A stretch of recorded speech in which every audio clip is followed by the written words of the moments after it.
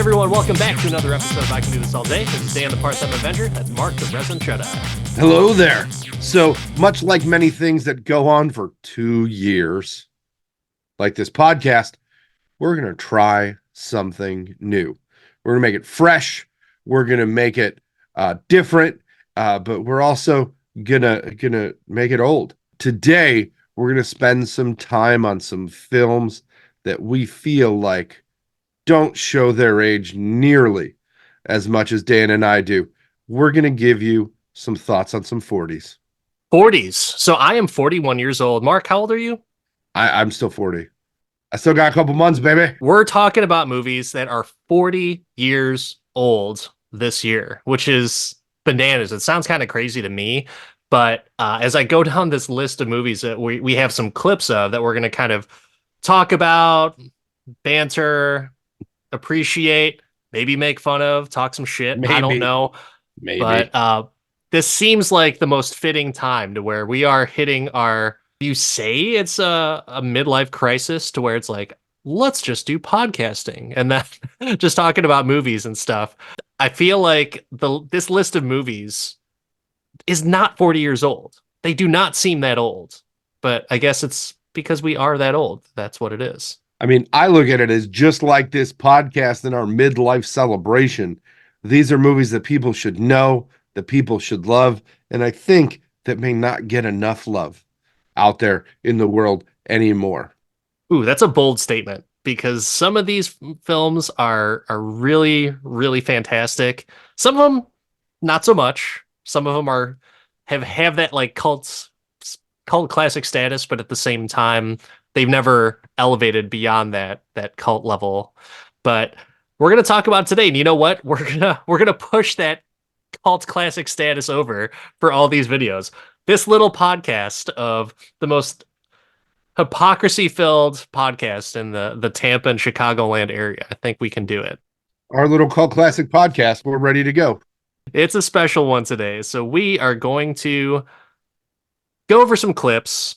This first one is going to be a fantastic movie filled with comedy, and you're also going to see a sequel to this. I believe it's later this year, if I'm not mistaken. I think so. Let's go right into it. We're talking about a little movie called Beverly Hills Cop. I'm fine. My name is Serge, and how can I help you? Yeah, I'm looking for Miss Jenny Summers. So Bronson Pinchot, I just remember him when he came on the screen when I first saw this movie. I was just like, oh my god, it's Balky from Perfect Strangers. I didn't understand what you said. See, this scene just disturbed me with the weird mannequin. Oh, in the what's back. it regarding?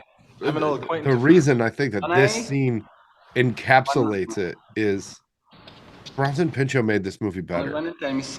He did. I'm so glad that they brought him back for, I think, all the sequels, correct? I think he is. I hope he's in the new one. If he's not, I'm going to be disappointed. It's not going to be okay.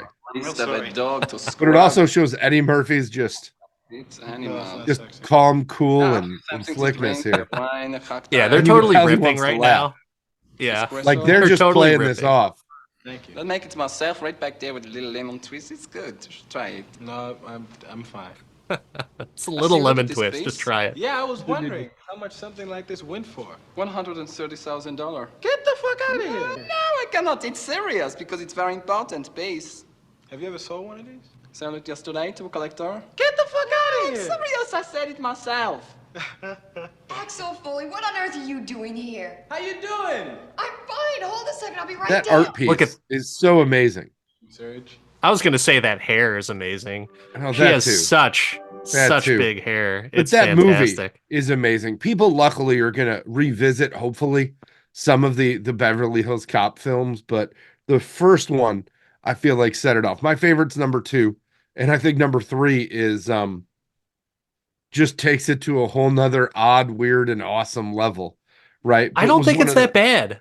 Oh, I love it. It's not bad. It's just Beverly Hills Cop goes to Can't Be Disney World, but it's something. Yeah, everyone talked shit about that movie, though. I didn't think, like, now keep in mind, I wasn't looking at it from a podcaster's view of, like, critical analysis or anything like that, which do we I ever don't do anyways. Sometimes I try to pretend like my college education was worth it, but it probably wasn't. So, but yeah, that movie and that series, I mean, 40 years later, they made a sequel to that series, which is fantastic. And I'm hoping it's going to be good. I mean, I like Eddie Murphy. Bronson Pinchot's back, so I hope there's another scene like that. If it's anywhere near as good as Coming to America, the new Coming to America, which I absolutely loved because it was Eesh. all nostalgia. It's a big old member berries, crunch berries mix, baby. It was Oof. great. It wasn't. It was not great. You That just you're a movie, hater. there was so much about that movie that just no one to care about, and no one cared about the plot and the progression of the plot. So I feel like it was just like, it's COVID. Let's just take all the scenes we have together and just come out with it. So But I will that's say, people need to stop. Just give me the thing. That's what I want. I want the thing. you got a thing, because that did not resemble a movie to me. Man, So you know what movie that was better than? The Thing. I'll tell you that much. nope, definitely not. Mm. Definitely not the case. Agree to disagree. Oh, Agree to well, disagree. This episode's gonna just go places, man. the next places. movie is my favorite out of all of the series, and it's the most shitted on of the movies. But Oh no, it's not. I'm talking about a little bit of Indiana Jones and the Temple of Doom. My favorite scene that I can always remember from my childhood is going to be the dinner at Pancot Palace, and that's what we're going to watch and we're going to talk you through. So 5 minutes and 24 seconds of sheer wonder, disgustingness, and just comedic effects with a little bit of seriousness sprinkled in. I really want to know why you think this is the most shitted on Indiana Jones movie. It was until They started making more Indiana Jones movies. Yeah, until South Park made fun of Crystal Skull. Until everybody saw Crystal Skull. So there's something about dinner scenes that always sticks out in my mind. Oscar winner in the scene. Who? I don't know. Short round, baby. Oh, okay. I thought you were talking about Kate Capshaw. I was like, nope, what did she ever win an Oscar Steven for? Spielberg's wife, not for a time. Oscar winner. For a short period of time. For a time. Kind of like this time, perhaps. Never forget the mutiny of 1857? Yes, well, I think there are other events before the mutiny, going back a century, back to the time of Clive, that are more interesting. And what events are those? Oh, here we go. Unveiling the dinner. This province was the center of activity for the Thuggee. So the first time you saw this movie, were you thinking like, what the fuck? Yeah, no. I think the beauty of this movie is you're exposing people to a situation in the West that they're just not ready for. How many people have ever sat down to a historical dinner in this is India, right? I believe so. Delhi, I think, right? Or no, like maybe that, they were yeah. going to Delhi, Yeah. but they stopped at Pancot Palace, which I don't even know if that exists. But Yeah. I'm not so but sure. I'm curious if they actually eat snake surprise. Peasants there told us Pankow Palace. I mean, Again, because of some ancient insert inappropriate snake surprise joke. Spin the wheel there, buddy. I think you're talking about Meaning dicks. worry, Captain Blumber. Not worried, Mr. Prime Minister, just interested. Scarab beetles. How are you on eating insects, by the way? I will. I have no. I've always wanted to eat ants for like a bet. I had bugs for lunch. Just ants? Yeah, because that's like the most gross thing, but also the most readily available. And like if I could make like $20 on like a bar bet, like, oh, you see those ants over there? I'll fucking eat those ants. Also told us Sure, I'll do it. Because What ants about will like have a no cricket taste. burger? You eat a cricket burger? Sure. I'll eat whatever. I don't care. a guest to insult Are him. you Unless it snake is surprise? like a Sorry. oh, I don't know about Oh, live we're snakes. talking That would be about tough. That would be Excuse me, tough. sir. Those I would definitely try, just You're because gonna they're crunch the dead. beetle, baby. That just looks like a peanut butter cup, right? I think they actually do a sacred rock. have like beetles that are like delicious. It's like You see, crab meat, Captain? essentially. Didn't you ever I see don't The know. Lion King? No. I mean, I did, but I didn't pay Hakuna attention to Matata, it. baby. I didn't pay attention to that stuff. Come on, man. You know who you're talking to. Ah, that's a gross one, too. It's fucking eyeballs floating around in the soup. Something connected. Whose eyeball? What are the odds? Like, what would you have to do, and how much would someone have to pay you to eat eyeball All soup? vulnerable to Like visible that. light. That looks like You that. should remember that in Honduras you were accused of being a grave robber rather I than really an don't. Oh, the newspaper's great. I don't think I find myself in this situation. the Sultan Though of I have I just ingested an eyeball. put you in the situation. I just asked you how much I've- would it take Then you'll for you to have. eat. I mean, I ate an eyeball on a soup. bet once. My hands, there was What kind of eyeball though? Like So a we were fish at eyeball? we were at a restaurant in the city, and there was they did a smoked full pig, and there was like a vodka shot with the eyeball, and it was terrible. Terrible. Oh, I'm sure it was fine. We did it. It's cooked. Like I knew it was cooked, so it's just like okay, but it Yeah. didn't. It was not nearly as Will never happen again. grossness as that. But you wonder why all those kids look so malnourished. It's because they ain't eating this shit. Huh. Get No, those they're just kids not. some chicken They're not nuggets. eating American-sized portions. So They need dino nugs. Yeah. Ah, desserts.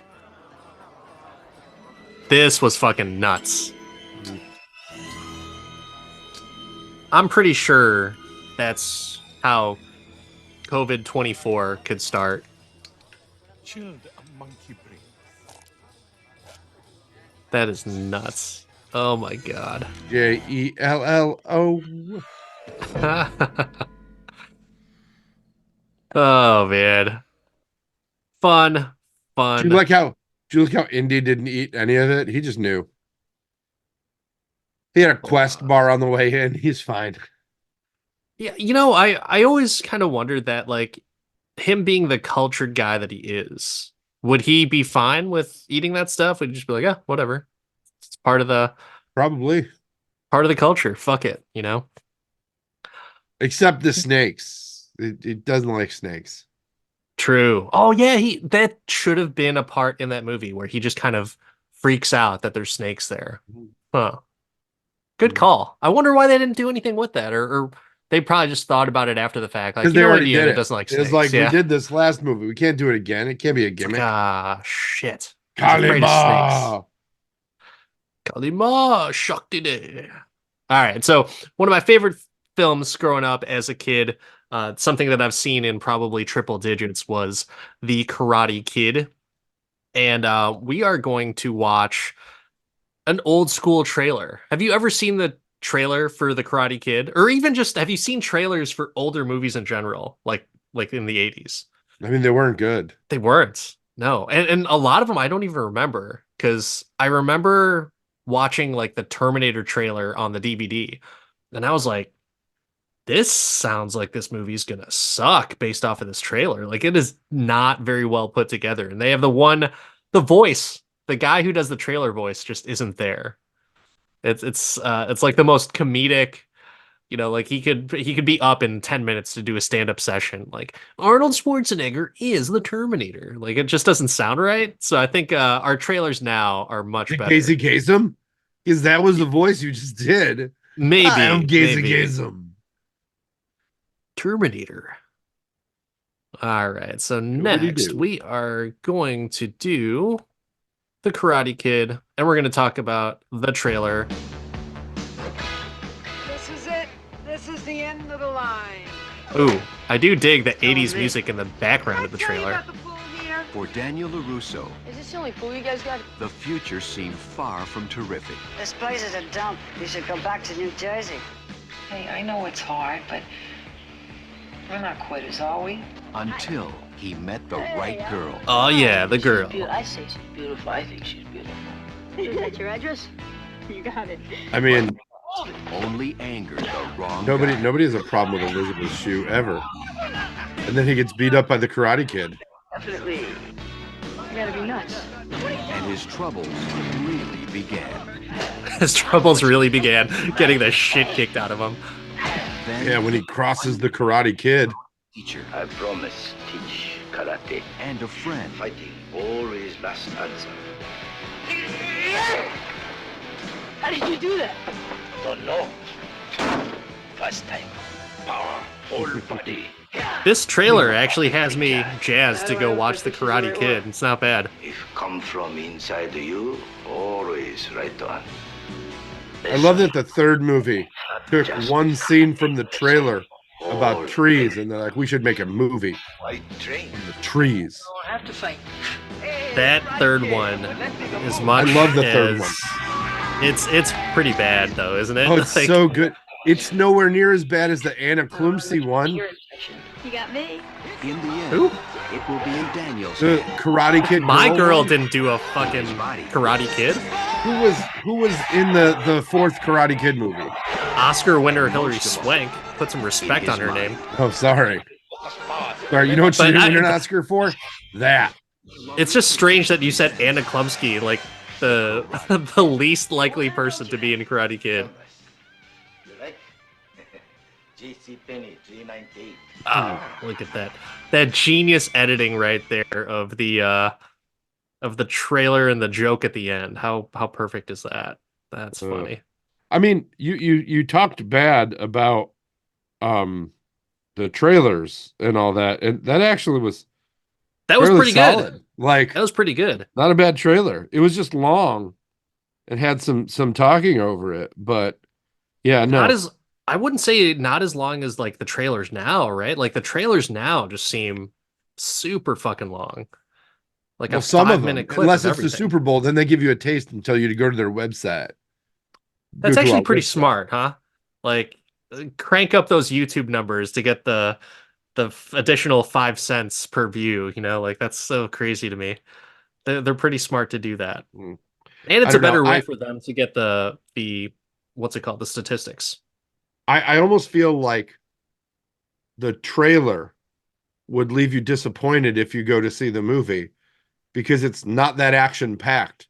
A lot of waxing on and waxing off going on in that movie.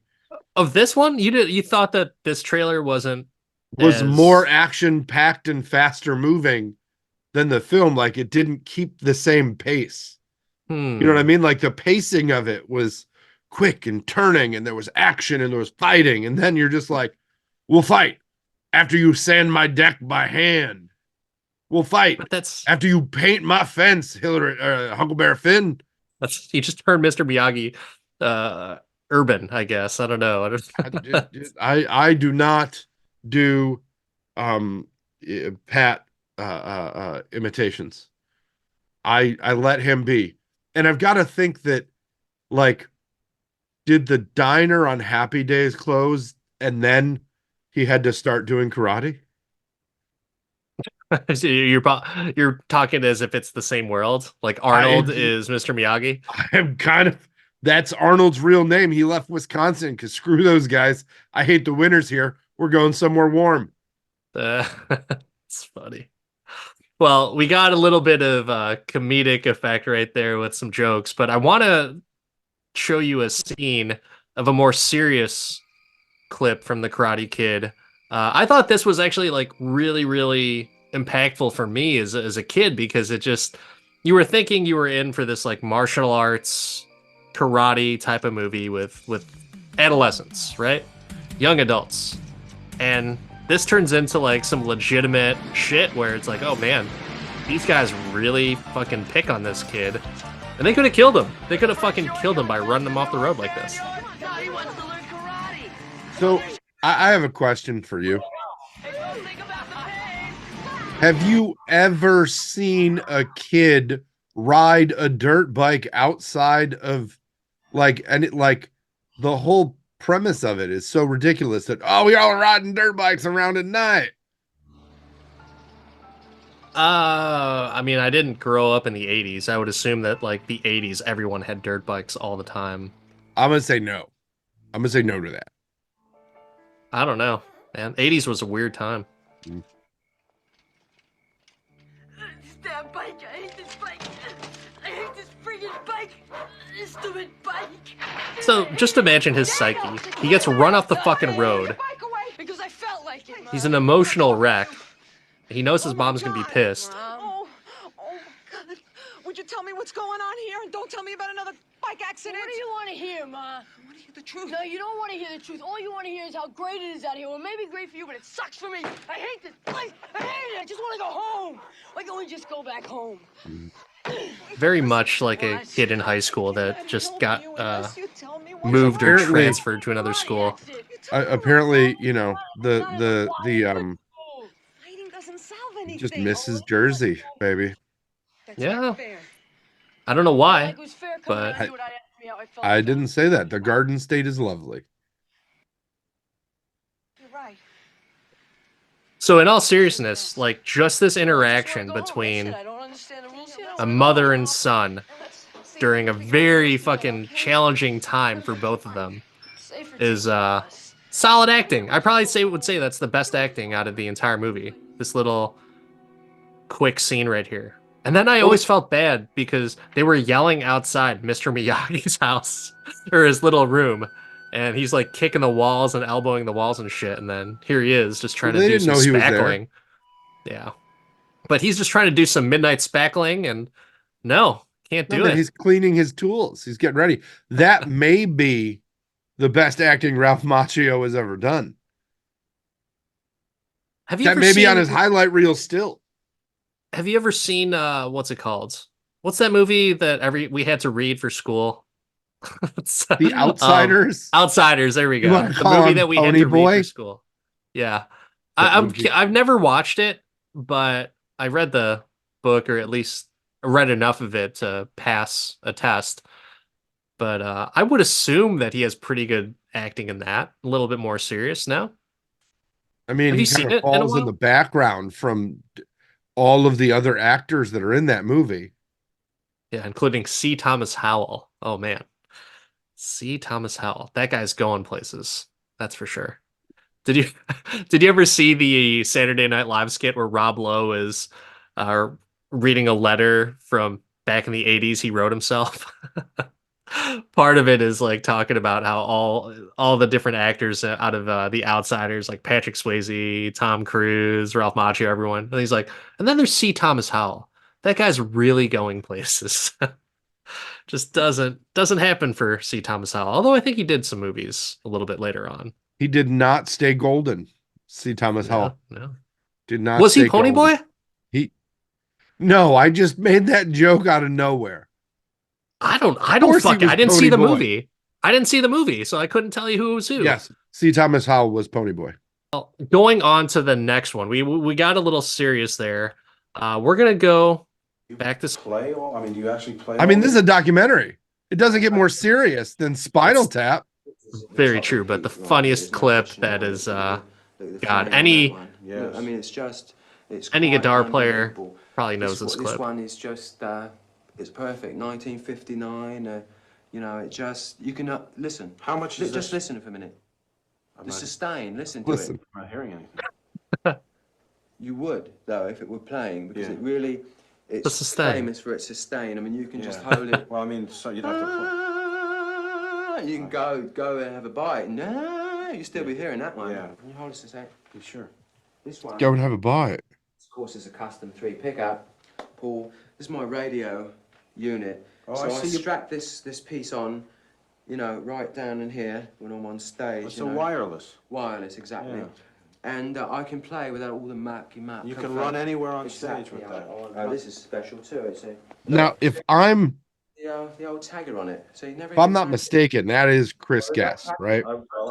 Yeah. No, don't touch it. I was just pointing. The man, the myth, the legend, who wrote the movie with Michael McKean and Harry Shearer and Rob Reiner, and went on to direct the numbers all go. so many amazing movies. 11. Look, right across the board.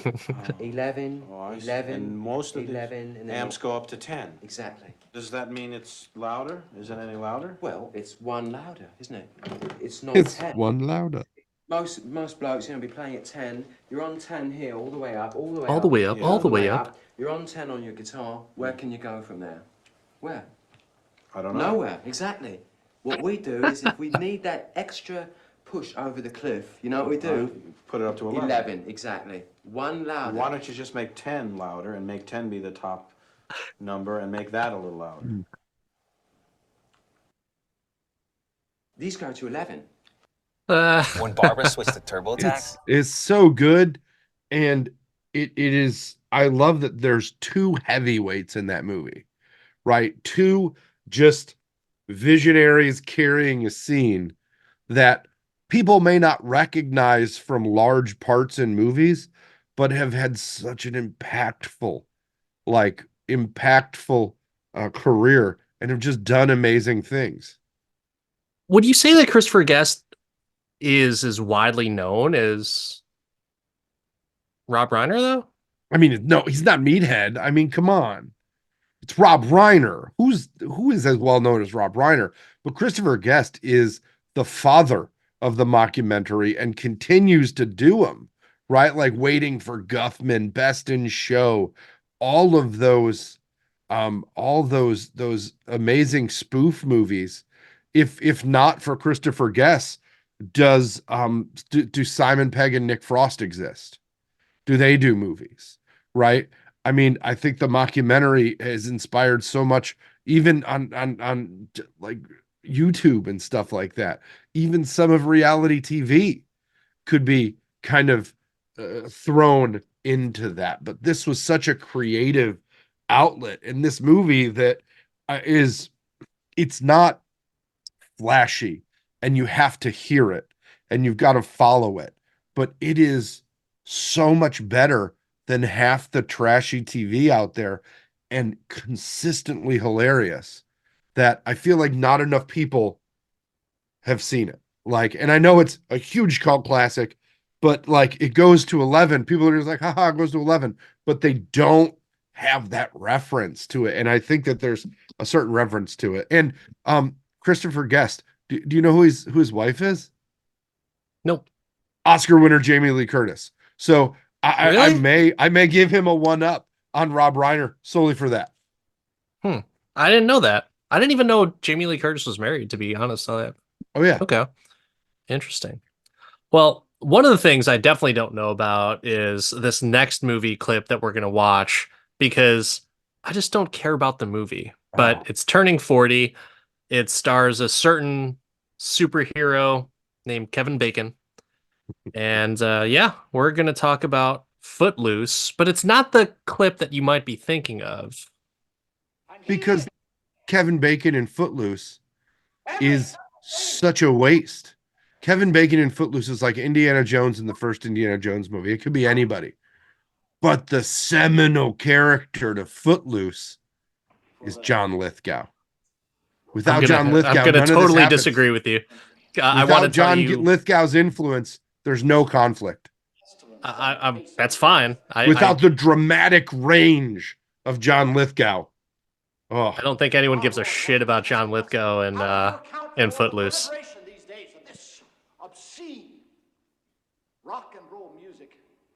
Obscene rock and roll music. Of easy sexuality and relaxed morality. If our Lord wasn't testing us, why, he could take all these pornographic books and albums and turn them into one big fiery cinder like that. But how would that make us stronger? Oh, John Lithgow in this movie is so iconic and so amazing that he's even been asked to redo it and bring it back. And for those of you that watched Third Rock from the Sun, maybe you remember this. Music has got to stop! Why?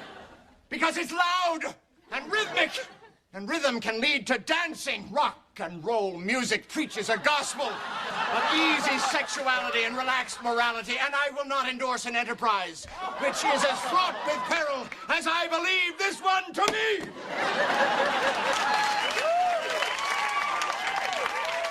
So, you resent us for being young and living in a world full of carnal possibilities which you can't possibly enjoy. Yes! And that's Footloose right there. Joseph Gordon-Levitt just gave you Footloose in that clip. But talk about Footloose, Dan. I know you love it, and I know you love dancing, but this movie has aged in a way that I don't think hits anymore. Like, the soundtrack is great. Everybody dances to Footloose at a wedding. There's a lot of bump, but the movie itself, I think, disappoints now. What do you think? I would say that I'm biased because I didn't care about the movie. I didn't understand it. I really just it didn't grab me. I just it wasn't like another movie from the 80s that was about oppression, about like, some things that what kids should do or what they can't do. But I don't know. I feel like Rodney Dangerfield's Back to School is a better version of Footloose than Footloose is. Is it just because you can't dance? No, it's because that movie sucks and I don't care about it. And Kevin Bacon is great of an actor and as many roles as he has been in and has done. Footloose could give a shit. I'm actually I just realized that Miles Teller did the remake of Footloose. He was like the Chris Penn character. I think I would rather watch that than try and watch Footloose again in my 40s. Just not for me. Not for me. And Yeah, Kevin Bacon. If they don't, was John Lithgow in the remake or the reboot? I have no idea who else is in that movie. I just know if that he's Miles not, I Teller pass. was in it. I celebrate John Lithgow in this movie. He is the true looser of the foot when he lets his carnal ban go. I mean, we stopped listening to the preachers because of John Lithgow and Kevin Bacon, apparently. But man, John Lithgow in that movie was so perfect. And the first time I saw it was later, so I'd already seen like Third Rock and all that. And I'm just see this guy who's hilarious in most of the things he did after that. I'm just like, how? When I heard he was in it, I was like, I don't know, man. Is he gonna really? And he just hit it with power. Wait, when did you see that movie? I saw Footloose when I was like late teens. And you liked it? I liked John Lithgow in it. So I liked the soundtrack. So you like the movie? I mean, I put it on the same shelf as I put Roadhouse. Right? Ooh, really? Oh my God. Roadhouse is on a different level. Both of them have really good barn scenes and they're fighting back. Some with roundhouse kicks, some with dancing. Wait, what was a good barn scene in Roadhouse? Are you talking about the sex scene? I mean, the sex scene, he's working out, living in the barn. Both of them are barn adjacent, Dan. Just accept the barning.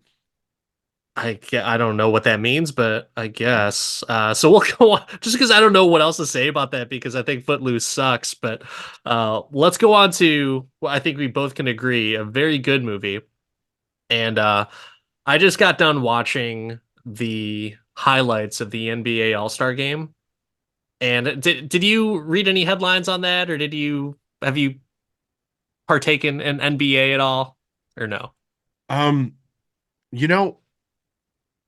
I feel the way I feel about the NBA the way you feel about Footloose. Is that it sucks. If you watch the NBA All-Star Game, then yes, you would also say that it definitely sucks. It would confirm your suspicion on that. But my thoughts on the NBA are I grew up in Chicago in the 90s and I will never watch better basketball. So I'm good. I'm good. It definitely wasn't basketball on the All-Star Game. So they scored, both teams scored I want to say it was like almost 300 points, if not more. And it's like so ridiculous for an NBA game. But obviously, there's no defense played. Not a single defensive play was done at the NBA All-Star game in So it's like flag 2024. football with the NFL. But we're going to go over to Robert Redford, an icon in his own right. You know, when I initially found out this movie was turning 40, I was like, really? I thought it was way older than that. Because it has all the feels of a campy 70s movie. A campy 70s movie, really? Like the wardrobe is all over the place with period. The guy's using a glove that we don't understand. Like there's people with pork pie hats and there's people with modern, baseball hats all at the same time. And then they've got lights in stadiums. Do they not have lights in stadiums in the 40s or 30s whenever this was? I don't ask that question. I was just wondering why you made that comment. It's like, well, there's lights in the stadium, I mean, Tiger Stadium is old, which is where this was filmed. And the only, again, I don't have a problem with the movie. I like the movie. I just think it's kind of all over the place, and it felt older to me. Is that? Oh, Glenn Close. I didn't realize she was in Glenn Close is in this. But Robert Redford in this scene and the music, amazing. But I was surprised it was an 84. That's all I'm saying. Out of all the movies we're talking about and watching clips of, this one feels the oldest.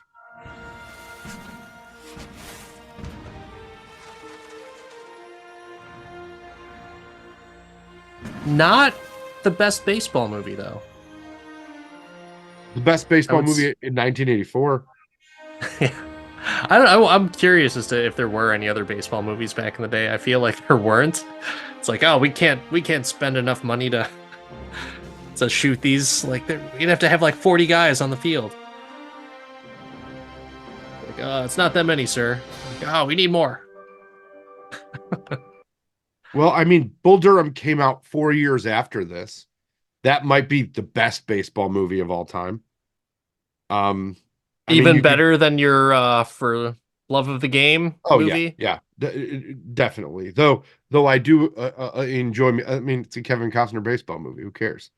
I would say Field of Dreams was better than Bull Durham. I would say that for sure. Disagree.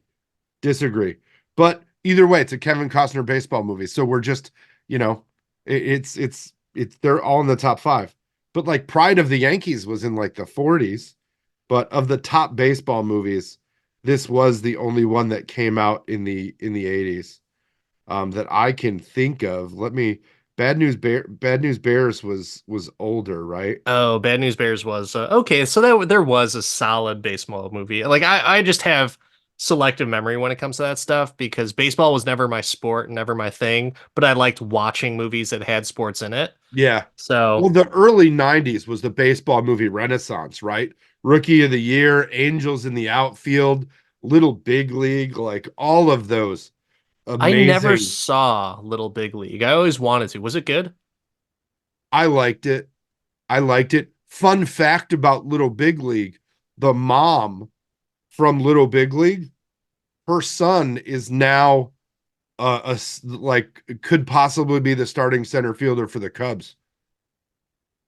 Could possibly be? He played half the year in AAA and half the year in the majors last year, so he's like on the cusp. He's a top 50 prospect in the MLB. But yeah, the mom that played the woman who played the mom in Little Big League in the 90s, her son is now made his major league debut last year. So she was a late bloomer then, huh? She decided to have kids late? Is that like it just seems like that? Protect her acting career, I would guess. I don't know, man. Don't ask me those questions. Or who's the the Hollywood bias? Who's the actress? You sexist bastard. You just referred to her as the mom from Little Big League. That's it. You don't played even know her the name. Mom. Don't even know her name. Ashley Crow. I don't know who that is. Her name was Ashley Crow.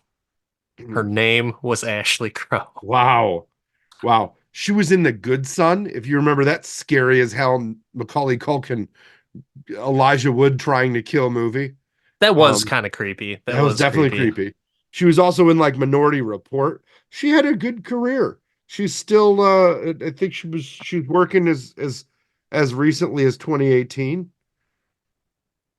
But she was a working actress, a lot of credits.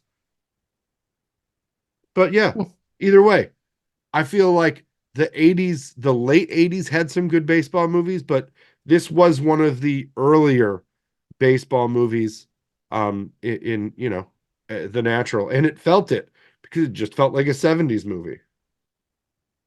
I was never that big into science fiction until this movie came around in the 80s, and I watched it on repeat multiple times coming home I've after heard. school.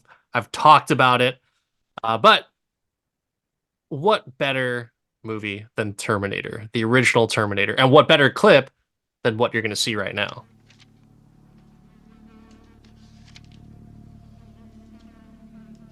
A Terminator doing Terminator shit. Flesh is rotting.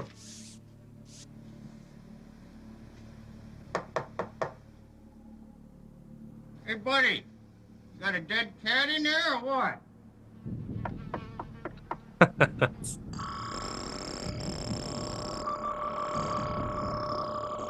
Fuck you, asshole. It's just the comedic genius of James Cameron with just having a menu of potential responses. And the best response was "fuck you, asshole." Well, I mean, do you remember how have you heard the story about the casting of this? I feel like you have. Oh yeah, for sure. Where Arnold basically told James Cameron that no, they have to not show emotion and talk like a robot. And that They was have just to be Arnold Terminator. Arnold talking like a robot. OJ can't do it. They don't think he'd kill anybody. Yeah. And then so Lance Henriksen was supposed to be the Terminator. So that was another thing. James Cameron actually did a few uh, art pieces of concept art of Lance Henriksen as the Terminator because he was supposed to be a guy that just looks, or I'm sorry, a cyborg that just looks like a normal guy, and he was the original idea. Then OJ was out there, and then Arnold was reading for Kyle Reese, and it just didn't connect. So, It didn't but get what a shock. yeah, yeah. But could you imagine him as Kyle Reese, this No. big ass motherfucker, and taking out like this wimpy ass Lance Henriksen? You know, like just in sheer body size alone, it doesn't make sense. So I'm glad that they went that direction. I'm sure James Cameron and Arnold are both glad that it went the way it did. But there is one other scene that I did want to show from this movie. With Terminator, was there any other scenes that you really didn't like this movie when you rewatched it for the No, podcast? because Terminator 2 is so much. Terminator But- 2 was my introduction to the series, and watching this one was just like, meh. Did you have any was there any respect there at all for the movie, or just like this is fucking stupid? It's not that it was stupid. It's that how did you get to 2 being so amazing with this one looking like it was shot on a Clerk's budget? Because it was. It was on the Clerk's budget, essentially. That's the beauty about this movie, is that with the budget that it had and the amount of practical effects that were used, and Stan Winston's team was pretty awesome. But there is one other scene that I want to show, just because it has a combination of comedic along with horrifying visuals. But it's going to highlight one of our favorite people, and that's Bill Paxton. Rest in peace. Hey, my turn. What an asshole, taking a bottle, just fucking smashing on his buddies, on his friend, the people that he's hanging out with. What's wrong with this picture?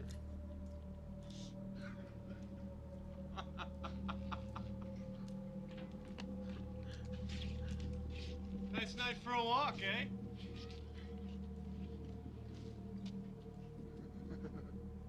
Nice night for a walk. Wash day tomorrow. Nothing clean, right? Nothing clean, right? Hey, I think this guy's a couple cans short of a six-pack. You're close. Give them to me, now. Fuck you, asshole. Switchblades, the weapon of choice in the 80s. Alright, so the Terminator just fists this guy through his chest. And what were your thoughts when you first saw that? Why didn't they do this in the other Terminator movies at all? There was no fisting in Terminator 2. Yeah, I don't know. Like they did it a little bit with Terminator 2. It wasn't as graphic, right? Because that was like one of the most shocking things in Terminators. Like when you fist someone through their chest, that's like crazy. I just wanted to say, Kano wins. Yeah. That's probably where they got it from. If anything, they should have given him a little bit more of a bloody arm. But no, they did a little bit of that in Terminator 2 when the T-1000 shows up. I'm assuming he fists the guy with his little knifey hands. They just don't want to show it because they're still trying to play under the facade that he could be a good guy. So, I don't know. That's just my take off of that. But they should have done more deadly stuff. Like I always felt that the Terminator was the most inefficient killing machine, even though they say they're the most efficient killing machines, because instead of just, punching through their stomach and their chest, they throw them like 25 feet up against a wall just for them to get back up and then run away from them. Yeah, just skull crush. It'd be easier. Yeah, right? Like that makes sense to me. You're a killer. You know exactly what it takes to incapacitate a human body, and you just throw them across the room. Well, and their hands are crushing machines. Pneumatic crushing machines that are just fantastic. But there's one other clip that I think we should show, and it's going to be on the comedic side, and it's also going to be a movie that we'll probably at least reference because there's going to be a sequel that's coming out in a month, less than a month. But we're talking about Ghostbusters, and this is one of your favorite movies of all time. Is that fair to say? It is a movie that made me love movies as a kid. I had this one on VHS and replayed it over and over. And for some reason, it was allowed because, that's a cartoon. It's fine. If you and your staff could please wait out here, we'll take care of everything. Definitely not a cartoon. The first ghost to be busted by the Ghostbusters. Gotta get that Slimer. But this scene encapsulates the awesomeness of this movie for me. That everybody's just like, what the hell are these guys actually going to do? And they come into this ballroom. And they're like, oh, it's a ghost. It's like Haunted Mansion. It's just going in a circle. It's fine. But again, you get these three comedic heavyweights in this scene. Ready? Throw it! You see what a particle accelerator can do to a crystal chandelier. And the fact that he's just like, yeah, we're just going to lock the door so no one goes in there. Like, he doesn't think shit's going down. Part of the great part of the scene is the maitre d' there, the whatever. Why? And then you remember, don't cross the streams. Yeah. That's a rule for ghost busting in men's rooms across the country. Don't cross the streams. And every molecule in your body exploding at the speed of light. Total protonic reversal. All right, that's bad. Okay. All right, important safety tip. Thanks, Egon. The thing that bothered me is the fact that they never revisited that to where it could turn into a bad thing. Like, they should have had, like, a bad guy steal their Ghostbusters shit and cross the streams, and then they fucking At the end of the movie, they crossed the streams. Yeah, but nothing bad happened. They beat Gozer. Yeah, that was a good thing. Nothing bad happened.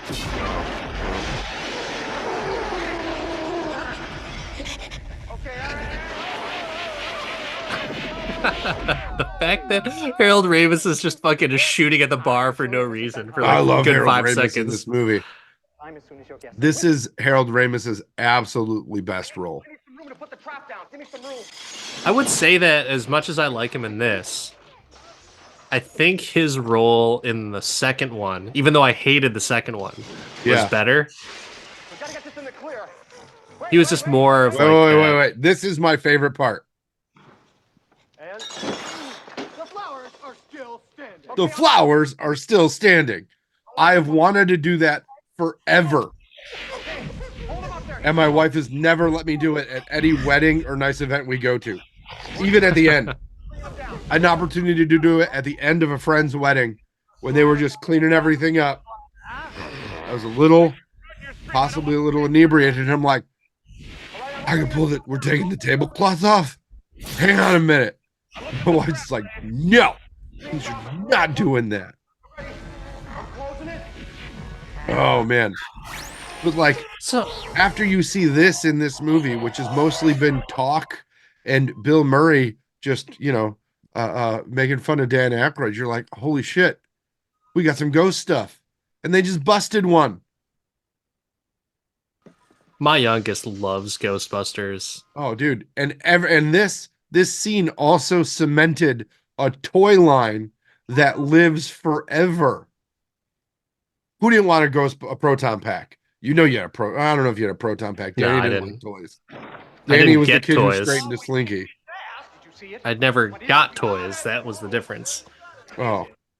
And then this negotiation should be played in every sales training class. I think it has been played for any contractor that does work on a customer's home and they don't pay. Yeah. Now, for the entrapment, we're going to have to ask you for 4 big ones, $4,000 for that. But we are having a special this week on proton charging and storage of the beast, and that's only going to come to $1,000, fortunately. $5,000? I had no idea it'd be so much. I won't pay it. Well, that's all right. We can just put it right back in there. Thank you. We certainly can, Dr. Venkman. No! All right. Anything. Thanks so much. Thank you. Hope we can help you again. Coming through. What did he give him? Was that just the invoice? It's the bill, baby. It's the invoice. It's the thing. And I love the walkout of Bill Murray in that when he just came out and just started the hype. We came, we saw, and it was on, man. It is just, how many times have people used that line? I don't know. Why don't you tell me? Dude, you hear it a lot. You hear it a lot, given it's based on like Julius Caesar. But either way, is it really? I don't know. Like, no idea. I came, I saw, I conquered.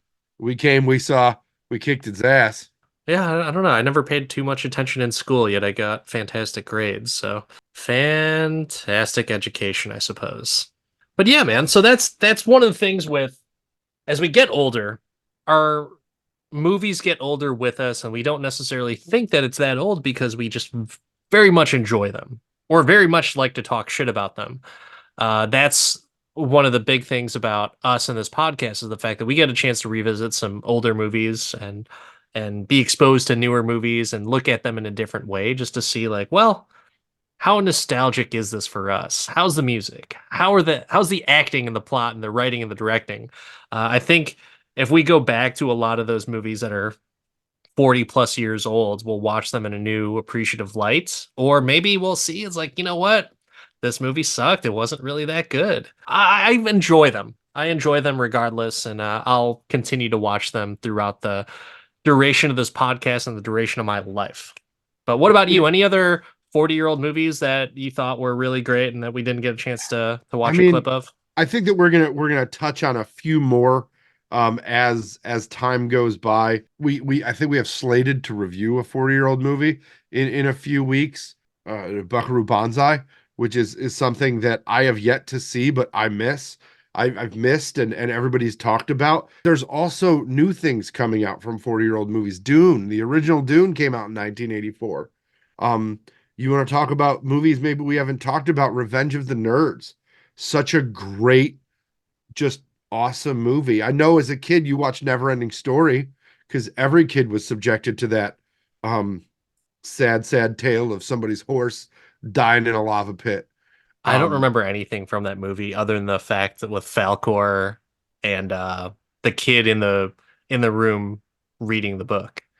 Because I've watched it so many times because that was all that they played on WFLD, now known as Fox. Oh, all the time. That's all that they had. Like that, The Heavenly Kid along with like a few other movies that they played on WFLD, but that That was on Married the with solid Children. rotation.